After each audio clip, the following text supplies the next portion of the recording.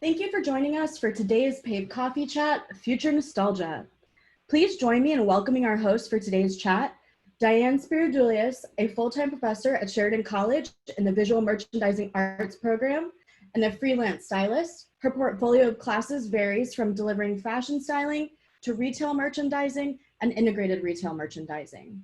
Karen Kreitzer has been a part-time professor at Sheridan College in the Visual Merchandising Arts program as well, and she has recently moved to a studio technologist role where she assists with various programs and connects students to industry partners.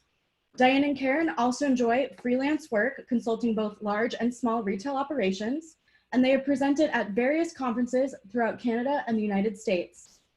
At the conclusion of today's chat, we'll be hosting a brief Q&A. Please send in your questions using the Q&A button found at the bottom of your screen. Now I will turn it over to you, Karen and Diane.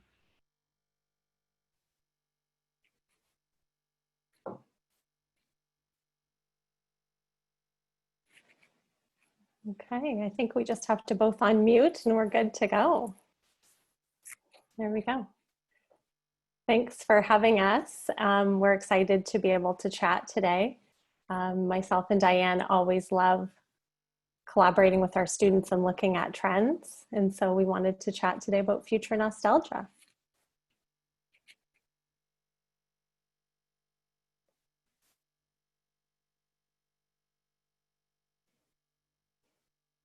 Thank you. Sorry about that. Okay. muting issues. So welcome everybody.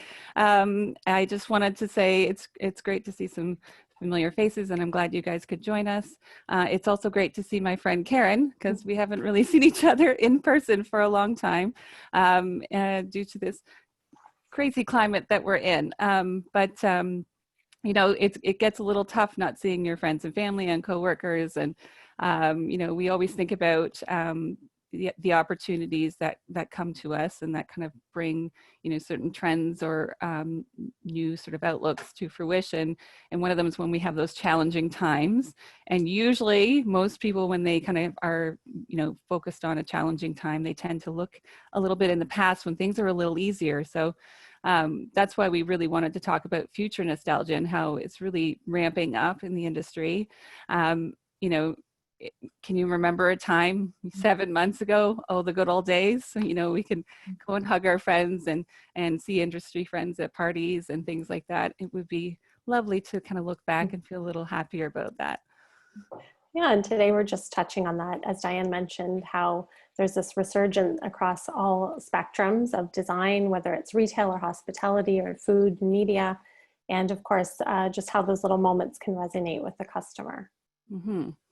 So historically, sort of nostalgia has always been thought of as a sort of negative thing that we always have to sort of live in the past and just kind of think about bad memories. But over the years, it's sort of been changed over time, and the outlook of it is a little different, a lot more positive, and that's kind of what we want to take a look at today, is sort of the positive aspects of nostalgia.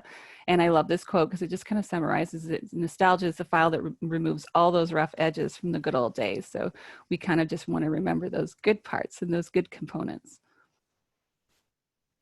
And so another exercise that we kind of did together is we thought, well, let's just take a dive back into our archives of photos. And this was really interesting for Diane and I because we didn't grow up together. We only met about 10 years ago through teaching, and we've become colleagues and friends. But when we pulled our own memories, it was just fun to talk about common stories or shared memories. So for me, it was memories of cottages and like the smell of that musty kind of boathouse. And my grandfather, he always wore a pristine white kind of James Dean t-shirt. My grandmother, she loved fashion, and that's kind of been passed down to me in design. I mean, even in a nature walk, she's wearing her high heels. And of course, along the way, some epic fashion choices, some amazing prints and hats.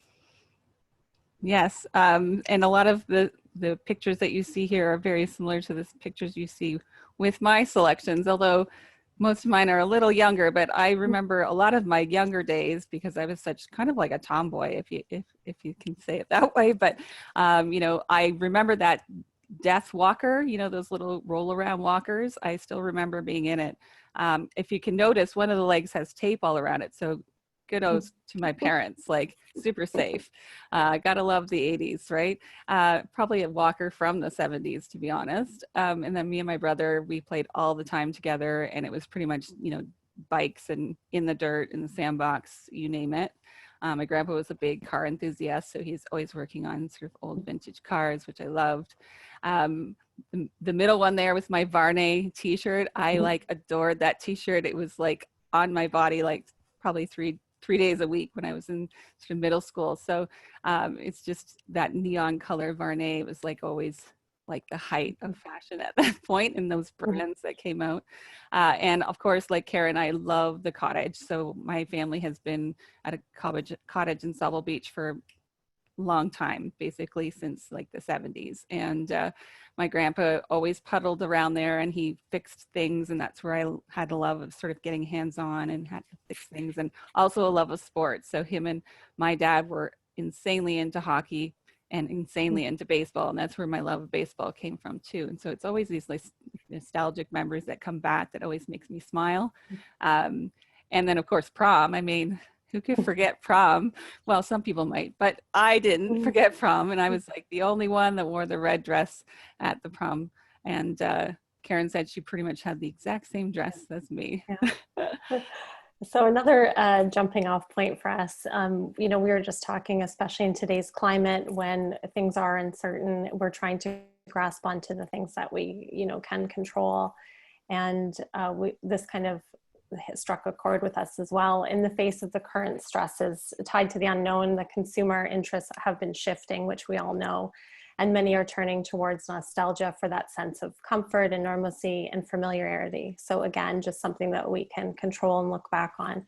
And of course, this makes sense. The studies have shown that nostalgia can help those buffer those feelings of this existential threat, which just means really, again, you're kind of searching for those little memories that make you happy and that pull at your heartstrings a little. Yeah, I don't know about you, but I've seen a lot of people on Instagram and other social media content. I like flipping these trailers and making mini homes out of them. And now that's because we can't travel sort of usually with outside our means right now. They're kind of going back to this nostalgic way of even traveling around and experiencing, you know, our local communities that aren't too far away. So I just think this picture was a great sort of summary of that. And of course, the space of the retail environment is an amazing opportunity, you know, that we can sort of present, you know, nostalgia within to kind of create, you know, creatures of the past to a present, a future and present, a reality, you know, sort of keeping things from the past and remaking them and kind of making it a moment to remember and sort of a collective memory that we could all share. And, you know, something like going to the drive-in theater was almost lost for the last 10 years. And I remember going as a kid all the time with my family and it being such a memorable event. I don't know if I remember all the movies that were there, but I remember going and I remember, you know, popping out, and they had a little playground there for the little kids that got super bored. But it was still like this big event that we kind of lost that in the last few years. But then recently they've been picking back up, and especially during our sort of lockdown, they've been kind of searching up or people have been sort of makeshifting them in their backyards or in their back fields. And so this is kind of our recipe for nostalgic design. And we know a lot of, you know, students out there designing projects. This is kind of like a starting point, our way of, you know, looking at the problems of a project or presenting some elements. So when we look at nostalgia, we look at the elements of looking and longing to the past for references, and of course, tapping into those fond childhood memories, and then just relating to someone's maybe personal experience. And of course, when we do that, we evoke those emotions. And when we do that, we kind of play into that authentic storytelling, and ultimately that can strike those chords to evoke a path to purchase. So again, those trusted brands are the ones that are, you know, doing this in a good way. Mm-hmm.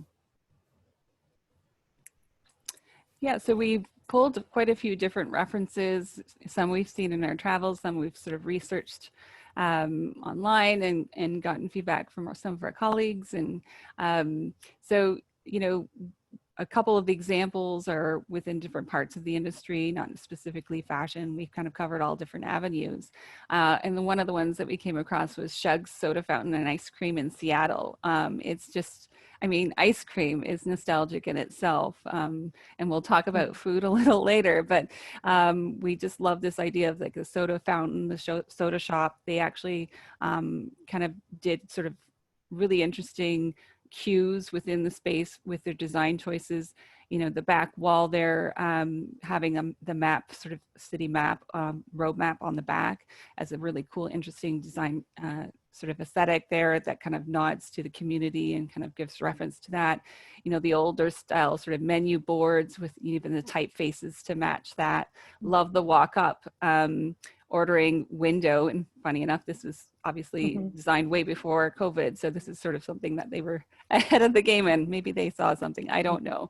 But it's really quite a nostalgic place. I remember going to get ice cream, usually at the beach or at the cottage, and there's this place called 21 Flavors. Nothing to shake a stick at when it comes to design, but you know, you had that 21 flavors. And I love how in this particular picture above that lady in the lovely pink sweater, they have all of those sort of older sort of tags listing all of the flavors of the ice cream. So I thought that was really great. And then, of course, the barbershop experience, then where maybe our grandfathers would go. We've seen, of course, the now, and we've seen a resurgence in the popularity of that. And of course, it becomes more of an experience where you can even grab a drink now. And we love these examples because the decor has a understated kind of modern feel, but then you get those little hints of nostalgia through the accessories, and then it's echoed in the lighting and fixturing as well. So we also found some other examples. This one, an international example, gum salon and barber shop. And of course, you can just see here from the beautiful interior, that modern twist, but the vintage American 50s style. Again, you can have a cocktail while you're waiting for your stylist, and just the accessorizing of the space and that overall feel. It's really done in a good way. And faux-stalgia. Yeah, faux-stalgia. Diane found this. This is a good one. So it's an interesting sort of key word that I found kind of quite a few times when doing some more research for examples and things like that. But I love the term faux-stalgia, the yearning for a time in the past, even though you've never have experienced it directly yourself. And what often comes to mind is, I mean, I see this with students all the time as they come in with like a Van Halen t-shirt or a specific reference to something that they've never probably actually lived through the occurrence of it, right? Doesn't mean they don't listen to it now, but I always sort of question, like, are they really like part of that generation and have experienced that? And that's sort of like why the term faux-stalgia comes through. But perhaps it's not even that. I mean, sometimes they just like the shirt and it looks cool, but perhaps it's not even that. Perhaps they do love the music, but maybe it's also a connection to maybe, you know, the parents' generation or the grandparents' generation. It's got that kind of uniqueness. And I find a lot of the younger generation now that are coming up and coming within the industry are definitely seeking something unique and a different experience. And that's where kind of that faux-stalgia aspect could possibly come into play. And, you know, and why Gen Z has already been sort of doing this kind of faux-stalgia approach, it's because likely they've been exposed to things a lot faster than perhaps generations before them. So fashion trends just kind of whirl in and whirl out way faster than they would before, hence the term fast fashion. And, you know, so it only makes sense that they want a little bit of stability and sort of look back and have a reference or a nod to that. And of course, with faux-stalgia also comes nostalgia, that constructing of something feeling old even when it's new. Stranger Things is a great example of this, just associating those images and messages with positive references. And of course, that's humanizing the brand and facilitates those meaningful connections that we've been talking about. And I think we've seen this as we'll explore more in shows and in media as well.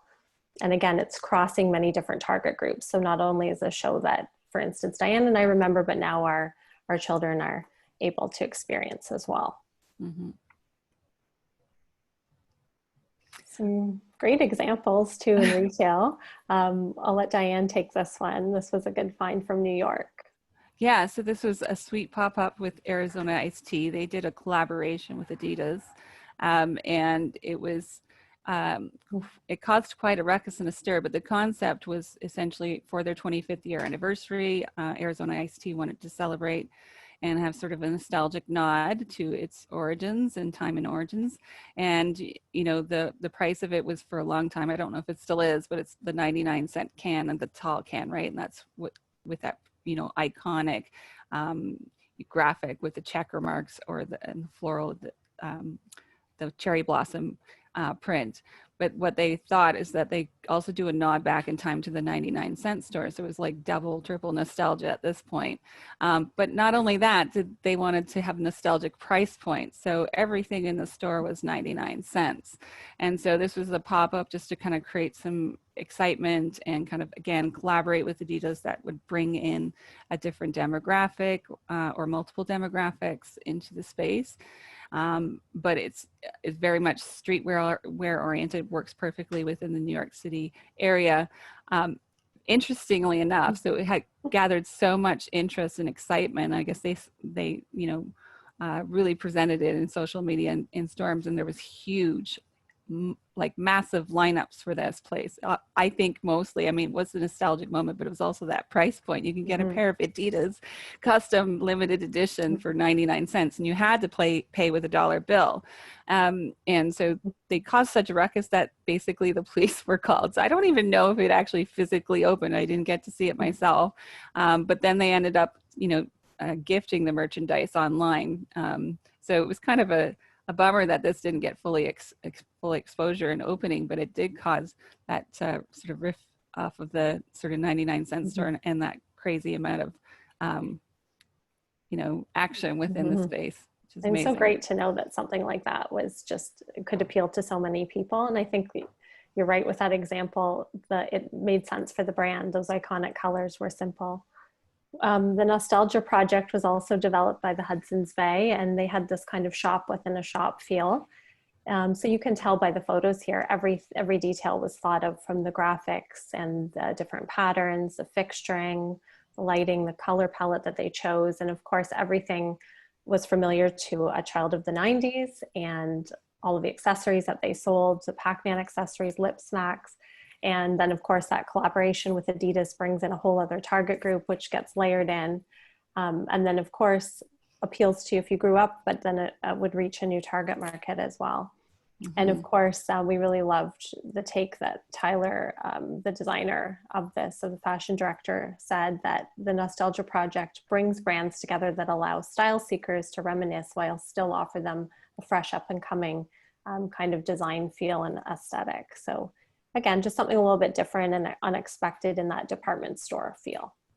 Yeah, and those, I mean, they collaborate all the time. You see them collaborating with so many brands. It's, I mean, they're such a substantiated older brand that they have the ability to kind of base, you know, that huge brand following and bring that to several different avenues. I think it's fantastic. You know, you see the same thing with, you know, brands like Levi's as well. So you see a lot of those collaborations, and it's based because they're, you know, they have a huge following.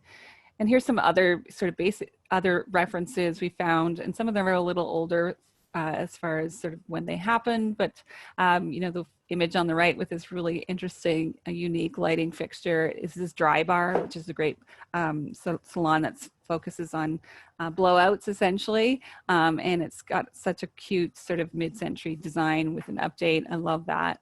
And then there's this salon on the bottom left, which is like total 80s rework. And it's actually, it's a YMS, which is sort of young mixed styling. And it's designed by, I think it was Kitsch and Niche. And it was like this totally, it focused specifically on the youth as a demographic, very young. And they still loved it, even though, again, that nostalgia aspect, they just love the color and the brightness and the excitement in the space, and it just kind of brought in, again, both those demographics as well. And the one in the center is a Nike installation. It was done in New York City. It was a sort of a spring women's wear launch, and they they had a great little quote. It was sort of like Saved by the Bell, Miami Vice sort of vibes. And it was like a 1987 bachelor pad to preview a ladies line, figure that. But it basically had, all the doorways and sort of different framings of the space that framed a frame that framed, and then it framed the product itself, and they had these great neon lights. We were laughing too. We said you can just picture people shopping with their giant brick cell phones in that space. Exactly. Oh. And of course, Karen, you want to talk about the Hermesmatic? Yes, we love this. It's just that nostalgia laundromat feel that Hermes did for their, predominantly for their beautiful scarves. And of course, it provides that Instagrammable moment, but just that nod to the past and the kind of the brand's heritage as well. And then lastly, we've seen lots in the hospitality industry, just again through fixtures, and we can all think of those diners, those popular diners that we have ventured to. And again, just those feelings that come with us, that when all of the details are so well thought out. So another area, as we talk about hospitality, how many people have seen this scenario with this dingy old motel room, and it's sort of like the last place that you want to be, and those comforters, like this was not too long ago. This shot is actually just recent, like, ew, right? But, it worked for so long, and then it didn't work at all, and then everybody was using sort of more of the hotel movement. Well, there's a lot of new motels popping up, and they're calling it the Motelier movement. There's some really interesting ones up north here where we're at. This is a revised motel, Fisherman's Motel. That was the brainchild of Sarah Sklash and April Brown. Basically, they both worked really high-end jobs in politics and in sales downtown Toronto, and they just weren't fulfilled in life, and they really had this love for travel and wine and traveling with their girlfriends essentially, and so they came across this. They loved Prince Edward County. They had a cottage there at one point, and they often traveled there, and they came across this old dingy rundown fisherman's hotel where there was actually signs inside that said "Don't gut fish," and now it's like a perfect sort of reinvent on sort of the mid-century 60s, 70s nostalgic design. They have palm leaf wallpaper, the pink neon signs. You walk in and you get greeted with a rosé or a frosé, depending on the time of year. And it's just got this great nod to that mid-century design. And it's got a huge following now, so much that they decided to sort of look at another location and just recently opened one in Sauble Beach, which I'll share with you in a minute. But I just love, the mixture of sort of those materials that come from different times frames, but also kind of updated in a nostalgia type of way. But basically bachelorettes and girls' weekends flock to this location to make new memories, right? And this one in Sauble Beach, Ontario. So it's the June Motel and Swim Club. So the first one, they really wanted that location because it's sort of the community in Prince Edward. But this one was more about that. They found an old motel that was the Knights Inn that was built in the 70s, and they saw that it had a pool, and so they just kind of jumped on it. And instead of just ripping it down and kind of making it completely new, they really paid homage to that 70s sort of washed out vibe, but obviously made it look new and vibrant. So, a lot of sun-bleached wallpaper that was custom designed for them by local Canadian designers. Again, pink neon signs just to continue that brand message. Lots of retro light fixtures and furniture sort of references.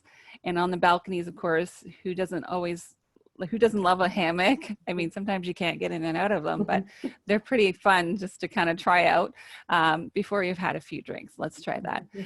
But they're all on the balconies there. And so it's just this, like, again, that kind of nostalgic playfulness that I think that everybody seeks, that doesn't necessarily always look for but when it's in front of them, they really enjoy it.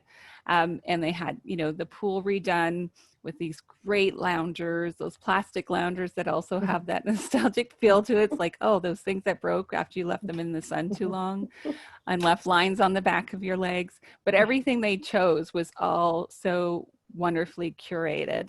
And they also have grown to love the community that that they're located in, and they've constantly been supporting local businesses within there. There's a clothing store called Grit and Grace in Sauble Beach that again has that revamp of a vintage vibe, and they work together all the time, and they do yoga wine nights outside of their store in their hotel. They do yoga on the beach for excursions, and then they also partner with a bakery and a store called the Wellness Refinery. It's all sort of organic and nutritious food. So they all celebrate each other, and when you go to one of those businesses, they'll mention the other business. It's quite a beautiful thing to sort of see that all kind of reviving that community.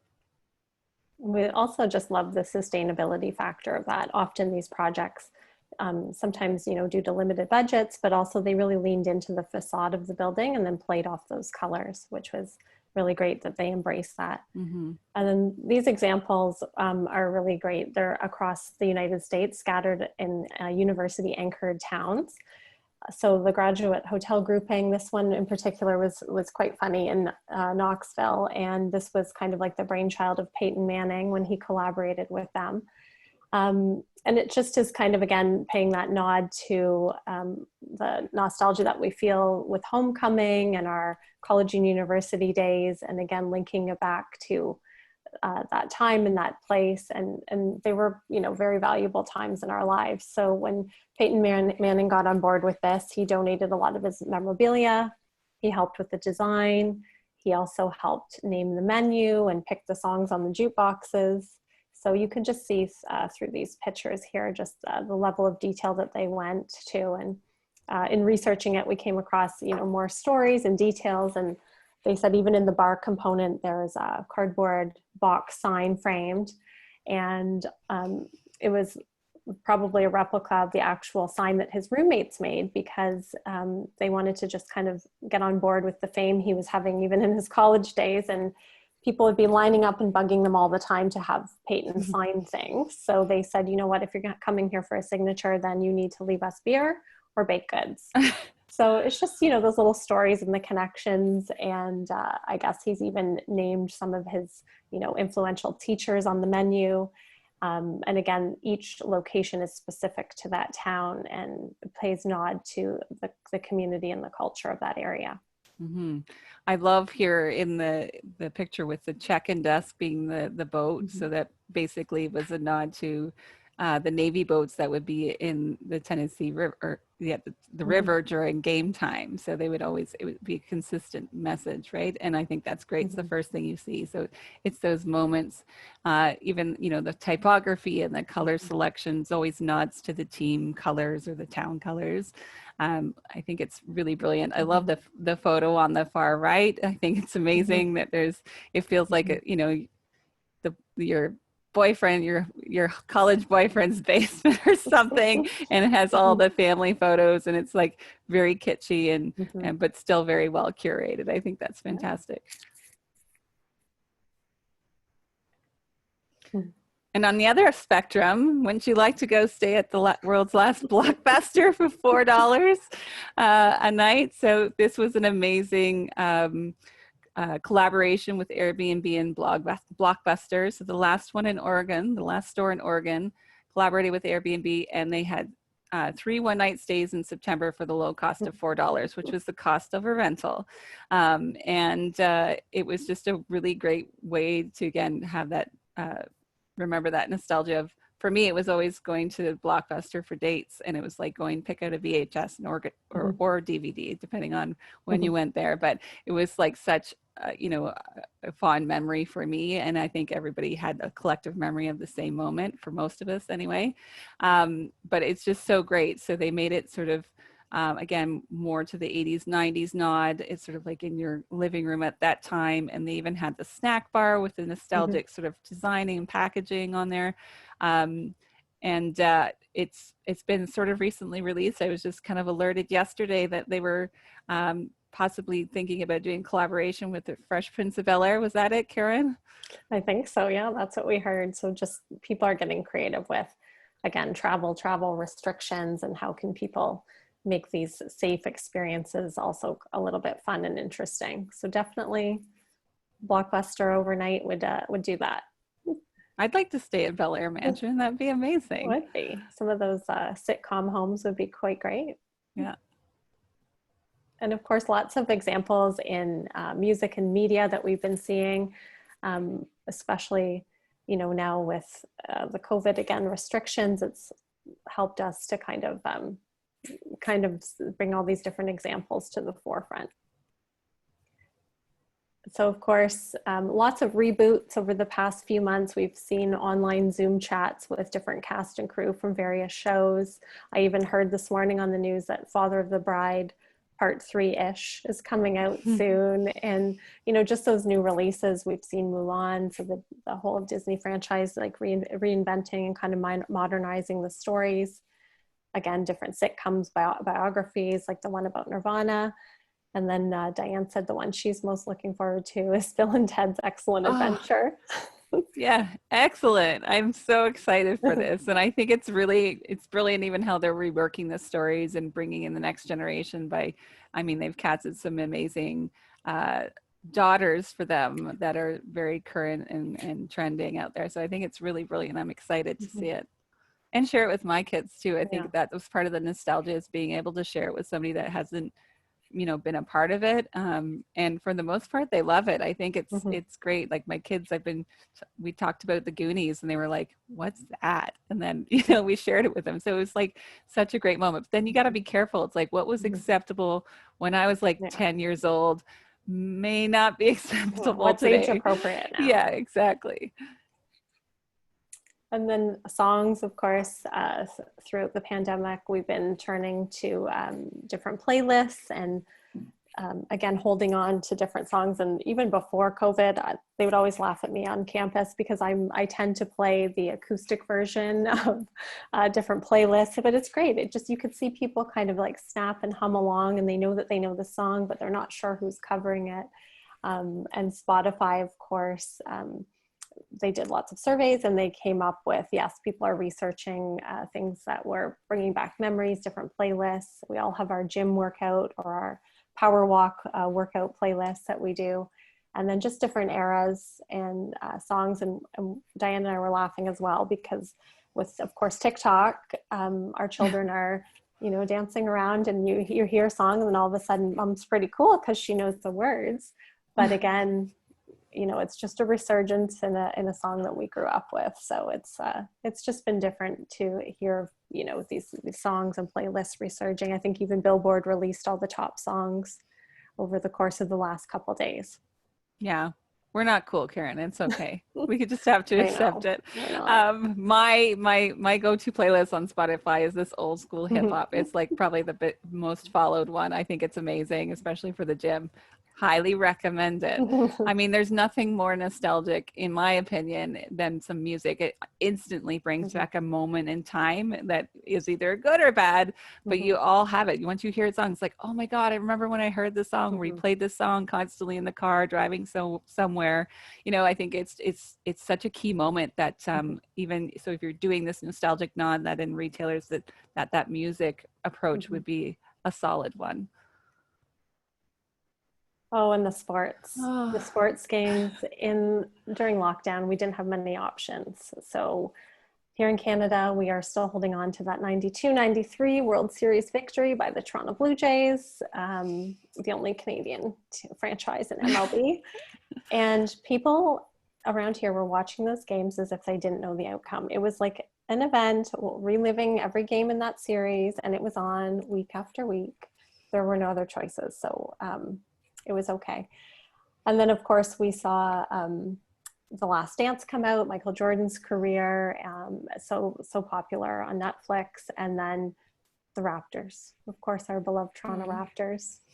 So sad, Karen. I'm so sad.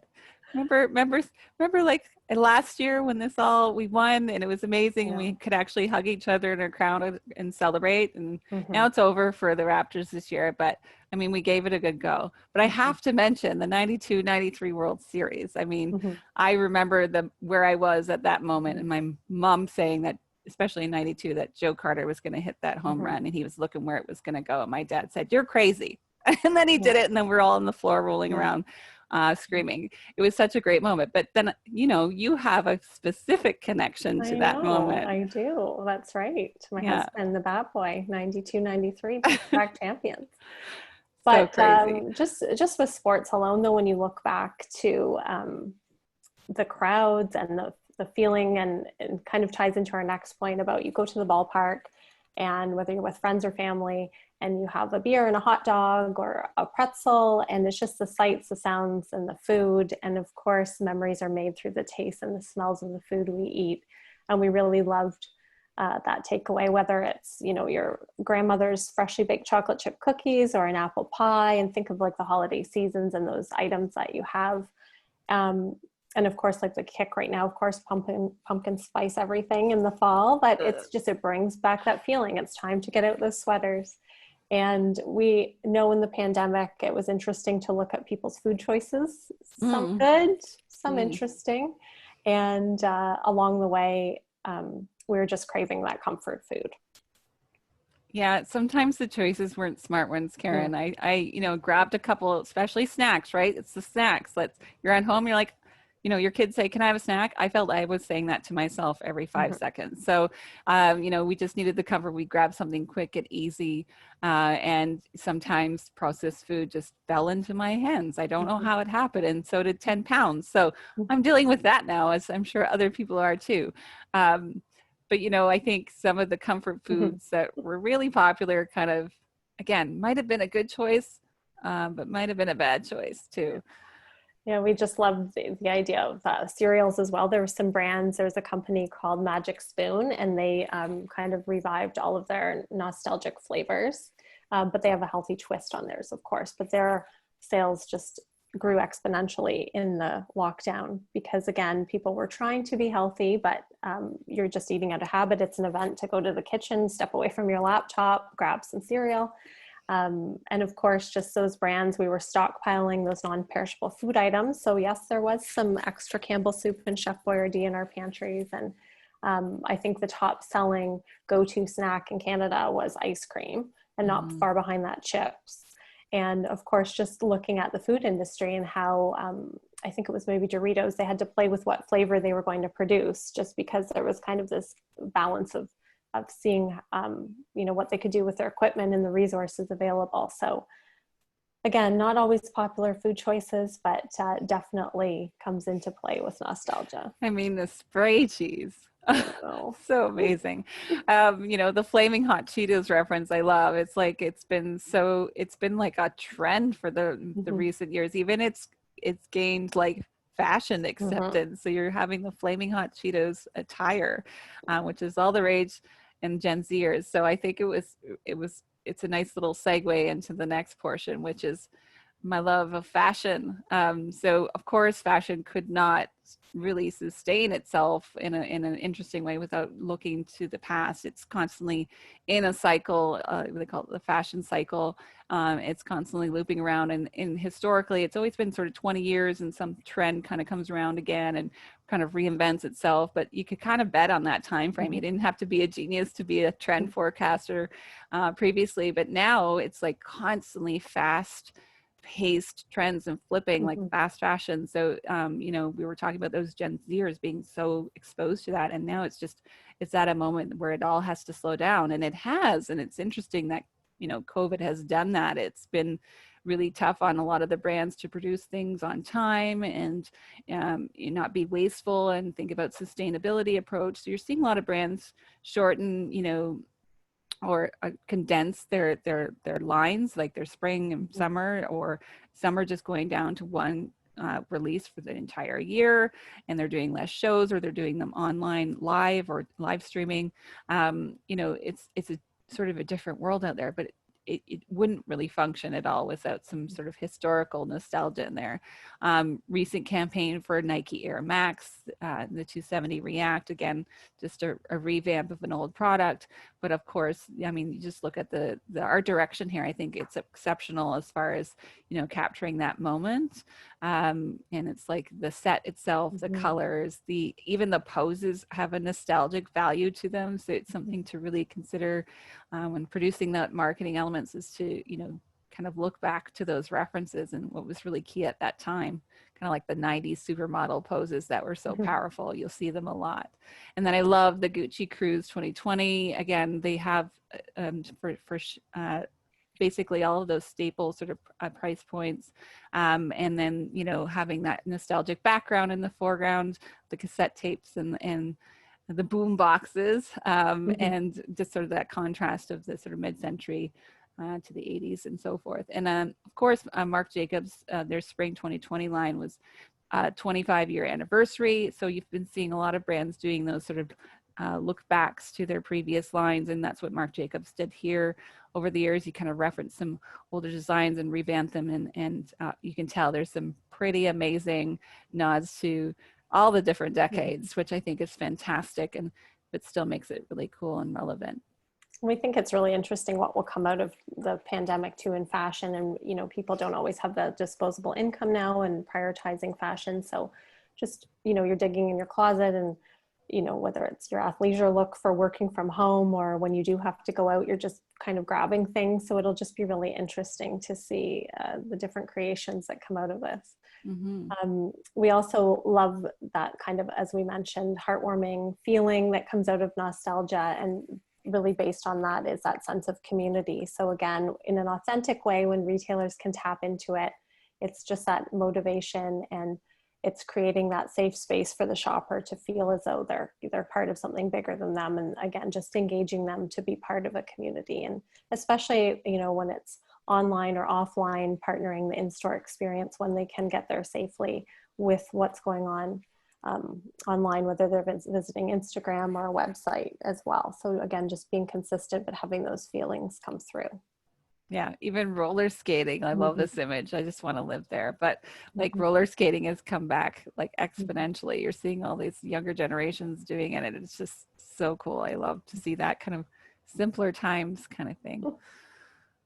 And how does nostalgia make you feel, man? I mean, I love it. I think it definitely improves my state of mind. It makes me a lot happier. And it definitely calms me down in some cases, or, you know, gets me raring to go. I think it, you know, especially when you think of things like music and things like that, it can have the different effects, but it's definitely both of those. And it fills voids and combats feelings of loneliness. Yeah, for sure. And of course, just enhancing maybe your overall mood or self-esteem. Again, you're feeling more loved and protected. And of course, now more than ever, it's a little bit uncertain. It can be scary at times. And so it's almost like this escape and, you know, just taking you back in time for a moment, and it brings a little smile to your face. And then, of course, the rules of the nostalgia game. And as we like to say, you know, sometimes those rules can be broken.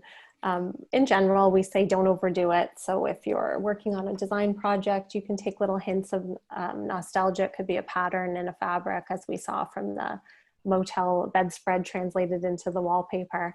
But at the same time, the Arizona iced tea, when Diane and I were talking, you know, we noted like they were really going for it, and it was over the top.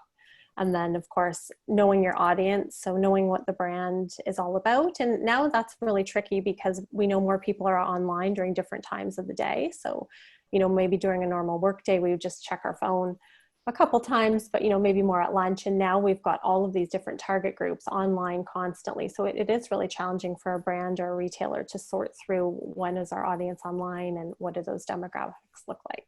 I know it always comes to my mind when I talk about consider your audience, like as a teacher in college, and you know, we do the roll calls or the attendance, and or I ask a question and nobody responds. It's just like air, like crickets, and I'm like, Bueller, anybody? And then I realize nobody's laughing except for maybe one cool kid that gets me. But it's like, you know, you got to know your audience. Those same sort of notions aren't going to land with everybody. So we need some new material. I totally need material. Yeah. And of course, you know, just being authentic with it and making sure that it's not just, you know, trying to look cool by putting some old stuff in a room, right? It's just, it's really making sure that you value it and that you understand it and that you research it. And I love this sort of to kind of combine what we talked about today, but nostalgic consumption is about being progressive and forward. It's not really about being stuck in the past. And I think that's where we kind of got to jump ship in that case. It's sort of like, just make sure that you are taking a different approach to it and use it as leverage, you know, to leverage the past to create a better present and future. And I think that's pretty much summarizes what we wanted to kind of talk about today, and just applying that into design. Yeah, so we again just wanted to thank Dash and Nikki and everyone at PAVE for allowing us to connect, and we truly have valued these coffee chats that you've been doing. We know our faculty and our students especially, you know, it's nice to feel connected to the community of design and merchandising. And this is not us in this photo, but we're manifesting this. This will be, we are going to reenact this photo one day when we can travel again. And again, thank you. And we miss all of our industry friends that we've been able to meet at conferences and through our collaborations. And you know, we are all in it together and we feel the same way, but we hope this little snapshot of nostalgia at least hopefully maybe brought back some fond memories for all of you. Yes, thank you so much. And I guess we're going to open up to questions if there are any. Yeah, we just a reminder, at the bottom of the screen there's a Q&A, so everyone can type in their questions there, and we'll get to as many of them as we can as possible. So I'll give some time for people to think about that, but I've got a couple questions that I'll throw out to you guys first. Do you foresee nostalgia continuing to trend in store design and filtering into other elements such as lighting and fixture design? Yeah, definitely. I think that, I think really for me, it's like a budget thing as well. So I know even Diane and I, we were at the local shopping center last year around the holiday time working on a pop-up collaboration, and we ran into a window dresser who's a great member of our campus community, and we said, "Oh wow, your windows look amazing." And he said, "Well, I was digging deep into the prop room. I have no budget. I've had to revitalize different items." So I think definitely, especially this year, we're going to see old props being reused, and a real, especially at the holiday time for sure, just a real play into those nostalgic feelings. And definitely I think fixtures will be available, as they always are, in a variety of materials and finishes. But now more than ever, I think the fixture manufacturers will, just like that Hudson's Bay one, work to collaborate on a modular fixture that's flexible and that it could kind of represent many different times or eras. Yeah, absolutely. I think you're right on the point with the sort of the budgetary thing, but I also think it's going to continue. I think as long as there's a little bit of a slumber happening, I think we kind of need to revitalize and give people something that they have seen but haven't seen recently. So I think when things start kind of whatever the new normal is, I hate that, but it's like when things kind of get back to normal in some sense, I think you're going to see a different approach altogether. I just know that nostalgia has been a huge nod of recent times, and I think it will be for a little bit longer. And here's one that I kind of have for you guys, and it may be a little long-winded, but I promise there's a question. Okay.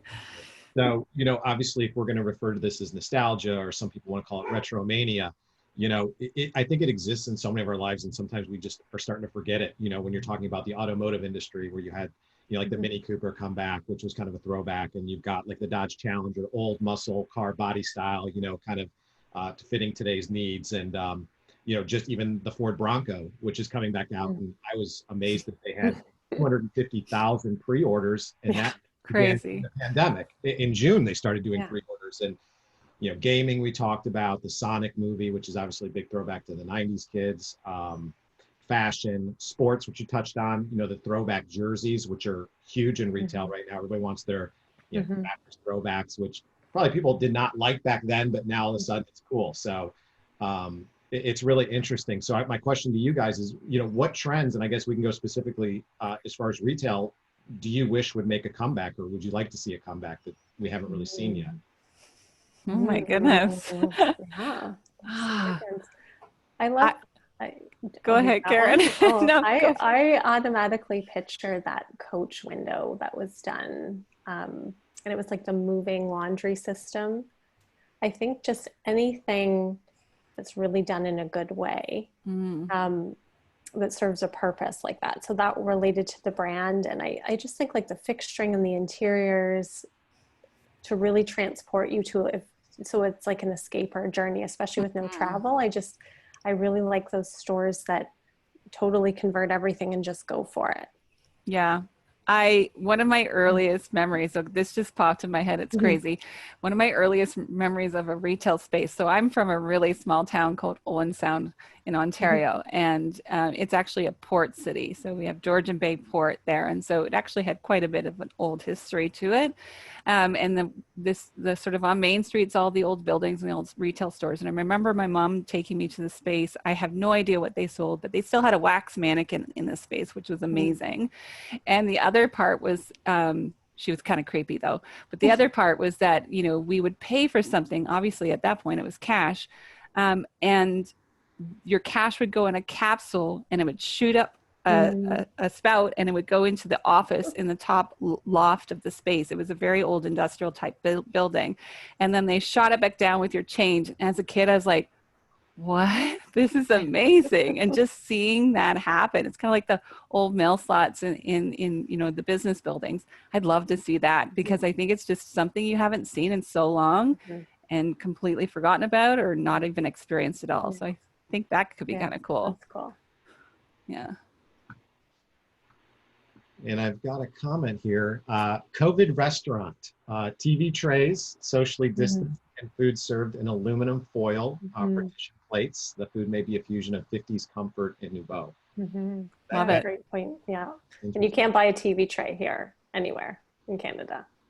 Yeah, like they're not going. No, I love the old like TV dinner idea, but really done well. I think that they should be like pushing that big time. Love that. I did with my kids. I got on the airplane dinner experience where you set up your house like a airline and serve like the TV dinner, and I put their iPads on the back of a chair. It's just like you're just holding on to anything, right? And no, definitely. So creative. I know one that, you know, I hear people talk about that I personally haven't seen, but, you know, going back to the old Woolworths model, you know, the old 5 and 10 with the counter and the side and the retail element, you know, that usually brings back a lot of fond memories for people. So see if there's a revitalization in that. How can digital elements be translated into the physical store environment, but still be able to capture that nostalgic feel? Is that possible? Yeah, I think so. I mean, you can kind of put a screen in anything. Oops, sorry, I just knocked my table. But, you know, I think it'd be kind of amazing to even for specifically brands that have a long history to kind of share some of that, you know, imagery or iconography or even past, you know, products. I mean, we've already seen that happen in a lot of sort of shoe stores like Nike shoe stores and seeing the evolution of their products. I think that's always kind of key to communicate that. So I think the digital aspect could be easily like sort of like a gallery screen type of setting. Obviously the music that could be tied to that. Yeah, I think just not to, again, any expert, I think in technology will tell you not just to put things there to check a box and say you have technology integrated in your environment, but we're used to seeing all the filters now on photos and making things look vintage. So I think any experiential space that can do that is fun for any generation. And yeah, just stories and pictures of the heritage of the brand.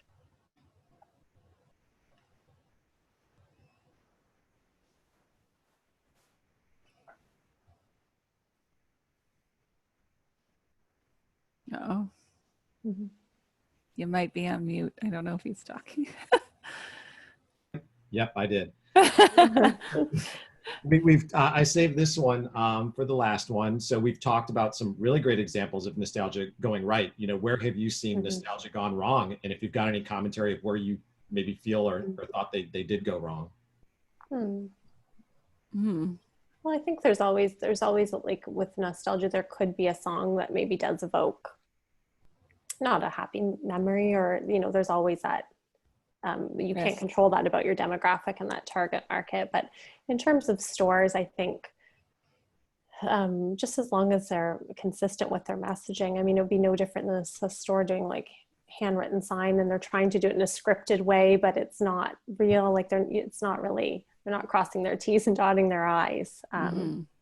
You know, there are some like vintage stores around here that are a little bit of everything, and you know, the ones that are really authentic and you can go to find those good finds, and there's, you know, they're not overly marked up, and they're just like nice people who genuinely know where the vintage finds or the antiques are from.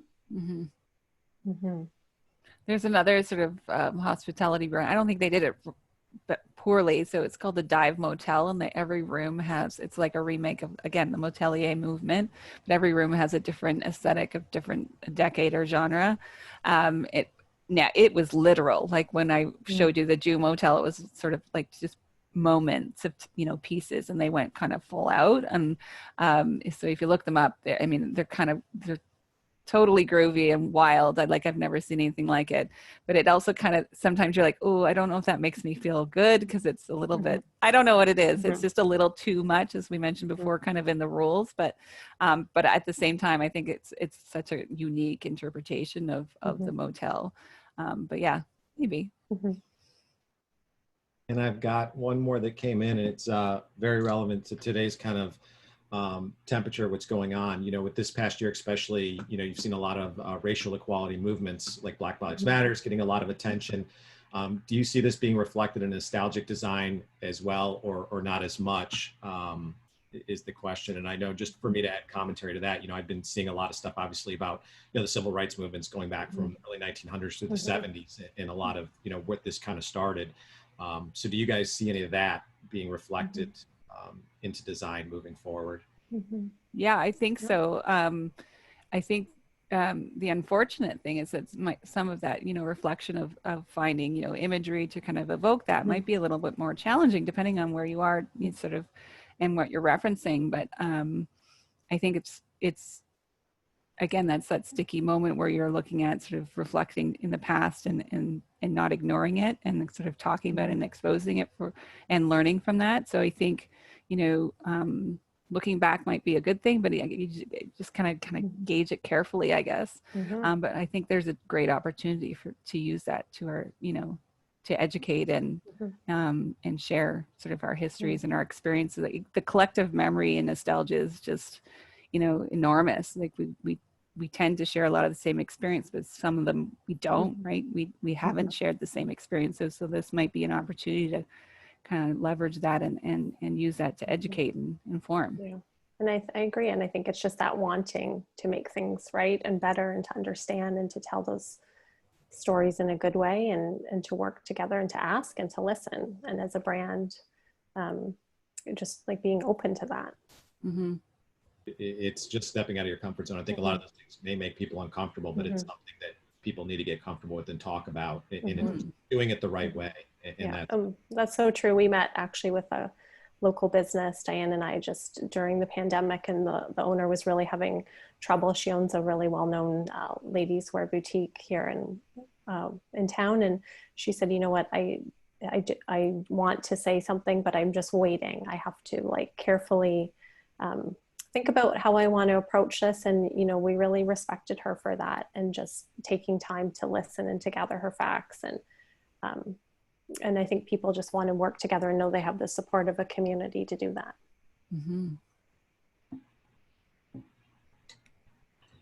All right. I think that's all I've got for you guys, and perfect timing. We finished right on time. Yay. Look at that.